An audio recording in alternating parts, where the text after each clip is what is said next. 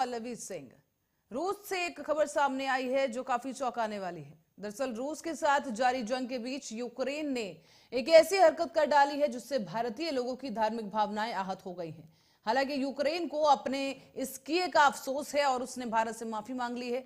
दरअसल आपको ये बता दें कि यूक्रेन के रक्षा मंत्रालय ने एक फोटो साझा की जिसमें हिंदुओं की देवी मां काली की आपत्तिजनक तरीके से फोटो दिखाई गई है। उस दृश्य को दर्शाया गया है और कुछ देर बाद ही यूक्रेन को अपने इस केस का एहसास हुआ और ट्वीट करते हुए माफी मांगी गई है और उस ट्वीट को डिलीट कर दिया गया है जिसमें वो आपत्तिजनक तस्वीर मां काली की दिखाई गई थी। अब यूक्रेन के उप विदेश मंत्री एमिन जापरोवा ने अपने रक्षा मंत्रालय द्वारा की गई इस शर्मनाक हरकत के लिए माफी मांगी है। उन्होंने ट्वीट करते हुए कहा कि हमें अफसोस है कि यूक्रेन के रक्षा मंत्रालय ने हिंदू देवी काली को विकृत रूप से चित्रित किया है। यूक्रेन और उसके लोग अद्वितीय भारत की संस्कृति का सम्मान करते हैं और अत्यधिक समर्थन की सराहना करते हैं। काली माता की तस्वीर को पहले ही हटा दिया गया है। आपसी सम्मान और मित्रता की भावना में सहयोग को और बढ़ाने के लिए हम दृढ़ संकल्पित हैं।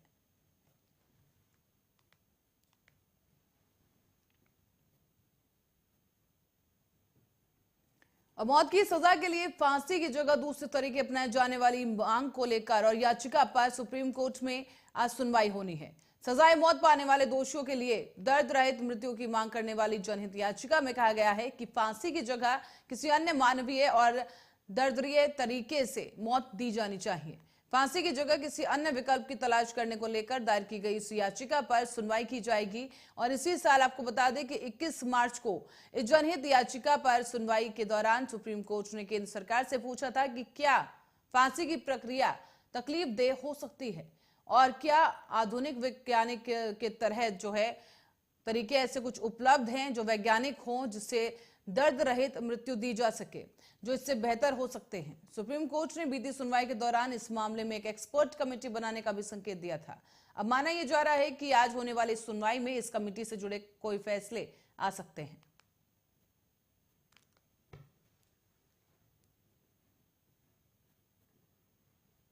और अब गोरखपुर की ओर रुख करेंगे जहां पर टाउन हॉल में जनसभा की गई और जनसभा को संबोधित करते हुए गोरखपुर के विकास कार्यों को गिनाया गया है। सीएम योगी आदित्यनाथ की इस सभा में कहा गया कि केंद्र, राज्य और नगर निगम के सम्मान में समान विचारधारा की सरकार से गोरखपुर के प्रति लोगों की धारणा बदली है। साथ ही कहा गया है कि गोरखपुर की नई पहचान को आगे ले जाने के लिए ट्रिपल इंजन सरकार की जरूरत है। गोरखपुर में हर घर नल की योजना को लागू कर रहे हैं। जल जमाव की समस्या का सर्वथा समाधान हो। यहीं पर ही नहीं, तरकुलानी में पहले से ही बहुत हैवी पंपिंग स्टेशन लगा दिया है कि अगर लगातार 72 घंटे भी पानी बरसे, गोरखपुर शहर में पानी 1 इंच भी न जमे, सारा पानी को खींच करके बाहर कर दिया जाए। इस प्रकार की व्यवस्था आज की जा रही है। बुढ़दोहा नाले का पक्का निर्माण और उसको दोनों ओर सड़कों को चलने की व्यवस्था भी, आवागमन की व्यवस्था भी हो रही है। और साथ साथ गोरखपुर में एक सेफ सिटी के लिए ICCC integrated command and control centre, traffic management भी होगा, स्वच्छता की निगरानी भी होगी और साथ साथ सुरक्षा की भी निगरानी उसके माध्यम से हम लोग करने जा रहे हैं। Electric buses 25 electric buses Gorakhpur के अंदर चलाई जा रही है और मांग हुई इसको पिपराइज से भी चलाइए, पिपराइज भी जा रही है। चोरी चोरा, पीपीगंज, सैजनवा, बांसगांव, कोड़ीराम, खजनी, सभी जगह को जोड़ा गया है। यानी ये सभी चीजें और गोरखपुर शहर को आने वाले समय में जाम से पूरी तरह मुक्त करने के लिए जहां फ्लाईओवर की आवश्यकता बनेगी। और पर्यटन और खेलकूद को बढ़ावा देने के उद्देश्य से पिलीडाम पर आयोजित होने वाले राष्ट्रीय स्तरीय जल क्रीड़ा प्रतियोगिता की तैयारियां की जा रही हैं। जिलाधिकारी बिजनौर ने अधीनस्थों के साथ निरीक्षण कर शीघ्र ही तैयारियां पूरी करने के निर्देश दिए हैं। दरअसल जनपद बिजनौर के कस्बा रेहड़ के उत्तर पूर्व दिशा में पिलीडाम पर आगामी 7 मई से लेकर 9 मई तक 3 दिवसीय राष्ट्रीय स्तर पर वाटर स्पोर्ट्स प्रतियोगिता का आयोजन किया जा रहा है। इसमें वाटर स्पोर्ट्स से जुड़ी अनेक गतिविधियां शामिल होंगी।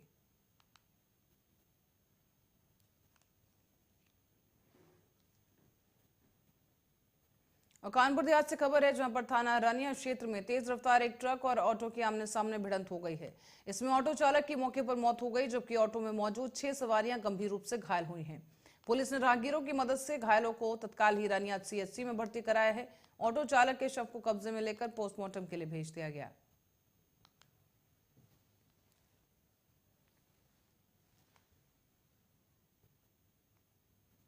और रायबरेली में देर रात को रोडवेज बस की टक्कर हुई और 2 बाइक सवार युवकों की मौत हो गई है। बाइक सवार युवकों की अभी तक शनाख्त नहीं हो सकी है और मामला है शहर कोतवाली क्षेत्र का। यहां पर आपको बता दें कि देर रात को लखनऊ प्रयागराज मार्ग पर प्रतापगढ़ जा रही एक बस ने बाइक सवारों को टक्कर मार दी है और इस दौरान बाइक सवार दोनों युवक घायल हुए और उनके जो पहिए के नीचे हैं वो आ गए दोनों युवक, और इससे उनकी मौके पर ही मौत हो गई। दुर्घटना होते ही ड्राइवर बस छोड़कर फरार हो गया है। साथ ही स्थानीय लोगों ने इस घटना की जानकारी पुलिस को दी है। सूचना मिलते ही पुलिस मौके पर पहुंची और युवकों को अस्पताल में भर्ती कराया गया, जहां डॉक्टरों ने उन्हें मृत घोषित कर दिया है।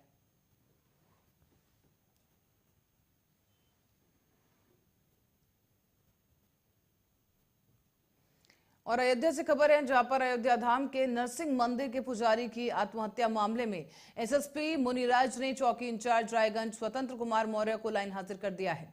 आपको ये बता दें कि मंदिर की सुरक्षा में तैनात सिपाही सुभाष सिंह को लाइन हाजिर किया गया। इस क्रम में ही कहा गया है कि आत्महत्या करते समय वीडियो में पुजारी ने चौकी इंचार्ज और सिपाही पर उत्पीड़न का आरोप लगाया था और आत्महत्या की। उसके बाद पुजारी ने फेसबुक पर लाइव आत्महत्या का वीडियो भी पोस्ट किया है, जो कि हम आपको दिखा रहे हैं कि यहाँ पर इस पुजारी ने एक फंदा तैयार किया और इसी दौरान आरोप लगाया है पुलिसकर्मियों पर।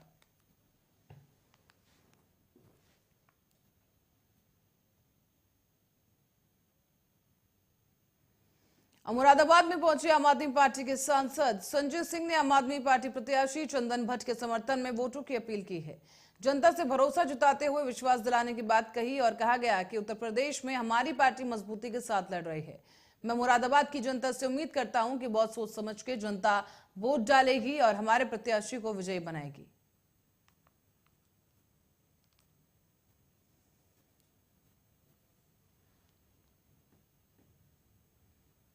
मुख्यमंत्री योगी आदित्यनाथ के यूपी में सब चंगा बयान पर बोलते हुए ओवैसी ने पलटवार कर दिया है। आपको बता दें कि इस बयान पर ओवैसी का कहना है कि ये गलत कहा जा रहा है, सच्चाई को बयान नहीं कर रहे।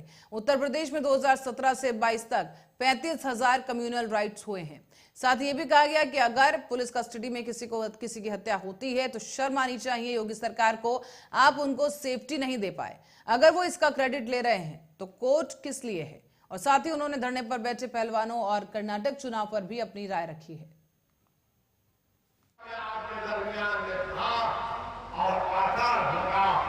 प्रयागराज में उन दोनों को पुलिस कस्टडी में मारा गया तो लोगों ने हमसे सवाल किया, आप जाएंगे उत्तर प्रदेश को? मैंने कहा क्यों नहीं जाएंगे? जब ससुराल में नहीं गए तो समझ नहीं आता, डर होता है। हम तो उत्तर प्रदेश जाएंगे, कब जाएंगे? आपको बता देंगे। मैंने तारीख बताई, हम बोले कुछ हमारा इस्तेमाल करेंगे गोलियों से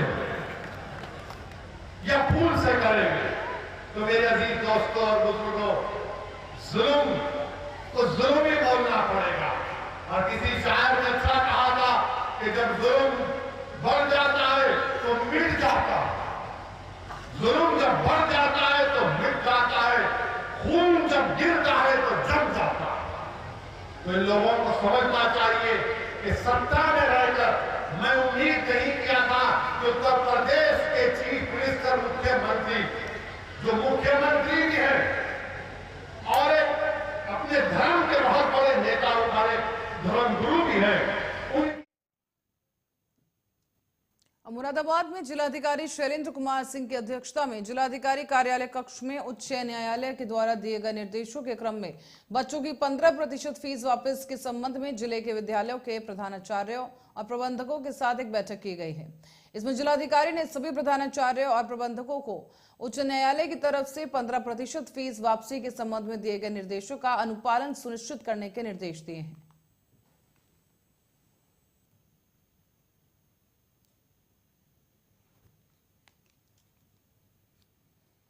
और देश की हाई सिक्योरिटी जेल माने जाने वाली तिहाड़ जेल में गैंग वॉर की खबर सामने आई है। इस गैंग वॉर में कुख्यात गैंगस्टर टिल्लू ताजपुरिया की हत्या कर दी गई है। टिल्लू ताजपुरिया पर रोहिणी कोर्ट में शूट आउट कराने का आरोप था और साथ ही साथ जितेंद्र त्यागी की हत्या करवाने का भी आरोप था। बताया ये जा रहा है कि तिहाड़ जेल में योगेश टुंडा और उसके साथी दीपक तीता ने लोहे की रॉड से टिल्लू पर हमला किया। उसके बाद उसे डीडीओ अस्पताल में भर्ती कराया गया, जहां पर सुबह उसकी मौत हो गई है। हालांकि अभी तिहाड़ जेल प्रशासन हार्ट अटैक से मौत होने की बात कह रहा है। पुलिस फिलहाल इस मामले की जांच कर रही है।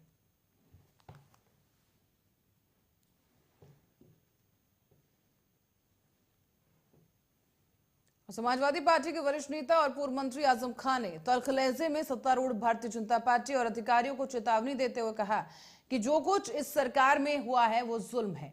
अगली सरकार इससे भी लंबी लकीर खींचेगी। दरअसल आजम खान ने रामपुर में नगर पालिका परिषद चुनाव में समाजवादी पार्टी उम्मीदवारों के समर्थन में पक्ष प्रचार किया। आजम खान ने नालापार में आयोजित की गई एक नुक्कड़ सभा में कहा कि अगली बार यानी 2027 में प्रदेश में सपा की सरकार आएगी और जनता से दावा किया कि तवे से रोटी पलट जाएगी। नालापार वालों, जिन पुलिस वालों ने तुम्हारे घरों के दरवाजे तोड़े हैं, जिन्होंने तुम्हें ठोकर मारी है, यहीं खड़े होकर इसी बूट से तुम्हें सैल्यूट करेंगे।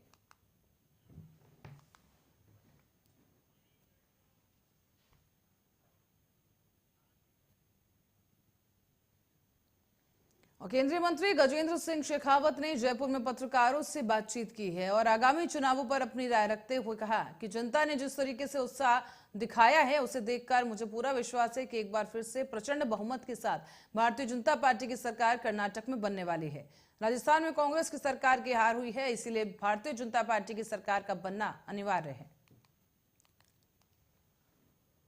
भारतीय जनता पार्टी की डबल इंजन की सरकार कर्नाटक में एक बार फिर बनने वाली है और जिस तरह का रिस्पांस माननीय प्रधानमंत्री जी की रैलीज में, माननीय गृह मंत्री जी के सारे रोड शो और उनकी सभाओं में और भारतीय जनता पार्टी के राष्ट्रीय अध्यक्ष आदरणीय जेपी नड्डा जी के सभाओं में मिल रहा है, जनता में जिस तरह का उत्साह है और भारत की सरकार ने माननीय नरेंद्र मोदी जी के नेतृत्व में जिस तरह से कर्नाटका के सामान्य मानवी के जीवन में परिवर्तन लाने की दृष्टिकोण से प्रारंभ की गई योजनाओं को जिस तन्मयता के साथ में और जिस बखूबी धरातल पर उतारा है, मुझे पूरा विश्वास है कि एक बार फिर प्रचंड बहुमत के साथ में भारतीय जनता पार्टी की सरकार कर्नाटका में बनने वाली है। राजस्थान में भी इस साल चुनाव है, दावा किया जा रहा है योजनाओं के जरिए सरकार रिपीट होगी। देखिए राजस्थान में भारतीय जनता पार्टी की सरकार बनना क्यों। और उत्तराखंड के मुख्यमंत्री पुष्कर सिंह धामी दिल्ली पहुंचे हैं, जहां उन्होंने प्रधानमंत्री से मुलाकात की है। इसके बाद पुष्कर सिंह धामी ने मीडिया से रूबरू होते हुए कहा कि उन्होंने प्रधानमंत्री मोदी के मन की बात के एपिसोड 100 पूरे होने पर उन्हें धन्यवाद दिया है। कहा गया कि उनके कई एपिसोड में उत्तराखंड से जुड़े वक्तव्यों का जिक्र किया गया है और सीएम पुष्कर सिंह धामी ने आगे भी बताया कि प्रधानमंत्री का आशीर्वाद और मार्गदर्शन लिया गया है। चारधाम यात्रा का प्रसाद प्रधानमंत्री को भेंट किया गया और आदि कैलाश आने के लिए उन्हें निमंत्रित किया गया है। प्रधानमंत्री जी से भेंट करने गया था, उनका आशीर्वाद लिया, उनका मार्गदर्शन लिया और चारधाम यात्रा जो उत्तराखंड में प्रारंभ हो गई है और चारधाम यात्रा एक बड़ी यात्रा है जिसमें देश दुनिया के लोग भाग लेते हैं। तो माननीय प्रधानमंत्री जी की पहली पूजा सभी धामों में, यमुनोत्री, गंगोत्री, बाबा केदारनाथ जी में और भगवान बद्री विशाल के यहाँ जो हुई थी, उसका प्रसाद और उनको गंगोत्री, अलकनंदा जी और सरस्वती। और सलमान खान को जान से मारने की धमकी देने पर महाराष्ट्र के उप मुख्यमंत्री देवेंद्र फडणवीस ने पत्रकारों से मुखातिब होते हुए कहा कि मुंबई और भारत में उन्हें कोई दिक्कत नहीं है, पूरी सुरक्षा दी गई है और मैं मानता हूं कि मुंबई जितना सुरक्षित शहर कहीं है ही नहीं। दरअसल हाल ही में जान से मारने की धमकी को लेकर एक्टर सलमान खान ने अपनी चुप्पी तोड़ी। हालांकि मुंबई पुलिस की ओर से सलमान खान को वाई कैटेगरी की सिक्योरिटी दी गई है। अब महाराष्ट्र सरकार की ओर से भी एक्टर को सिक्योरिटी मिली है, उन्हें जो एस्कॉर्ट करती है। और इसी बीच सलमान खान ने एक निजी चैनल पर बातचीत के दौरान कहा कि इन सिक्योरिटी होने की वजह से ये बेहतर होता है कि सिक्योरिटी मिल जाए। सिक्योरिटी है पर रोड पर मैं खुलकर साइकिल नहीं चला सकता हूं और वहीं पर मैं वो काम नहीं कर पा रहा हूं जो मुझे पसंद है और मैं अकेला कहीं नहीं जा पा रहा हूं। सबसे ज्यादा दिक्कत तब आती है जब ट्रैफिक में होता हूं और बहुत सारी सिक्योरिटी हो जाती है। कोई प्रॉब्लम नहीं है। मुंबई में, भारत में कहीं पर भी उनको कोई प्रॉब्लम नहीं, पूरी सुरक्षा दी गई है। और मैं ऐसा मानता हूं मुंबई जितनी सेफ सिटी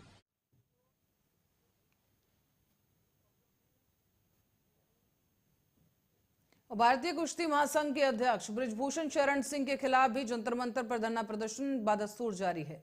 बजरंग पुनिया, विनेश फोगाट, साक्षी मलिक समेत कई पहलवान उन पर यौन शोषण का आरोप लगाते हुए प्रदर्शन कर रहे हैं। इस मामले में अब बृजभूषण शरण सिंह का नया बयान सामने आया है और उन्होंने कहा कि कुछ रेसलर्स की वजह से दूसरे बच्चों के भविष्य के साथ खिलवाड़ हो रहा है। जंतर मंतर पर बैठे पहलवानों की वजह से खेल की गतिविधियों को रोकना नहीं चाहिए। साथ ही उन्होंने ये भी कहा है कि धरने के जरिए पार्टी को निशाना बनाया जा रहा है। जितने आप कह सकते हैं जैसे टुकड़े टुकड़े गैंग या जो ताकतें शाहीन बाग में सक्रिय थीं, जो ताकतें किसान आंदोलन में सक्रिय थीं, जो हमेशा समय समय पर मोदी जी पर हमला किया करते हैं, पार्टी पर हमला किया करते हैं, आज वही सारी ताकतें दिखाई पड़ रही हैं। और मैं शुरू से इस बात को लेकर के चल रहा था कि मेरा इस्तीफा इनका मकसद नहीं है, मैं तो एक बहाना हूं, इनका निशाना और कोई है, पार्टी है। क्या दूसरा शाहीन बाग बनाने की कोशिश तो नहीं?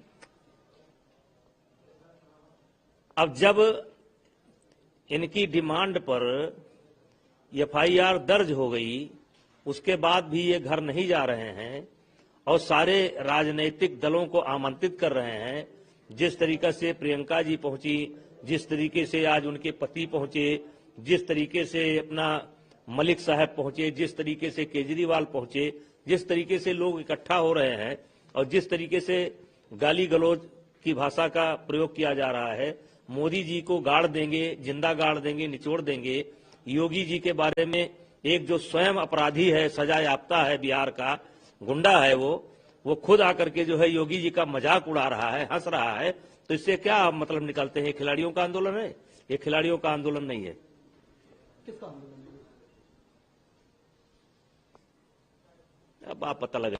जैसे आपने पतंजलि के प्रोडक्ट पर सवाल खड़ा किया, उसके बाद से ये स्थिति बनी है, फिर 4 महीने के बाद एफआईआर की स्थिति बनी। क्या लगता है इसके पीछे है कौन? इसके पीछे उद्योगपति हैं और ये उद्योगपति मुझे हर प्रकार से नुकसान पहुंचाना चाहते हैं, पानी की तरह पैसा बहा रहे हैं और ये खिलाड़ी भी पेड हैं। और मैं समझता हूं कि जब उद्योगपति मेरे खिलाफ सैकड़ों करोड़ रुपया खर्च कर सकते हैं, तो जहां 5-5 लाख में 10-10 लाख में लोग मर्डर करने के लिए घूमते हैं, तो मेरी जान माल का खतरा तो वही है। ये अगर इसमें हार जाएंगे तो जान माल को नुकसान पहुंचाएंगे, क्योंकि इन्होंने तो तय कर रखा है कि बृजभूषण सिंह को जीने नहीं देना है, इन्होंने तय कर रखा है। और आप बताइए कि 50 लाख रुपए कपिल सिब्बल साहब की फीस है और एक हियरिंग की 9 वकील खड़े करते हैं, तो क्या एक सामान्य खिलाड़ी इतने महंगे वकील रख सकता है? उसके बाद आप देखिए, जब इनकी डिमांड थी कि एफआईआर दर्ज हो, एफआईआर दर्ज हो गई, फिर भी इनका आंदोलन नहीं समाप्त हो रहा है। क्या आंदोलन में पैसा नहीं खर्च हो रहा है? धीरे धीरे धीरे धीरे ये आंदोलन उसी शाहीन बाग की तरह बढ़ रहा है, ये बढ़ रहा है धीरे धीरे धीरे धीरे धीरे धीरे। और इसी खबर के साथ ही बुलेटिन में फिलहाल के लिए इतना ही। आप बने रहे हमारे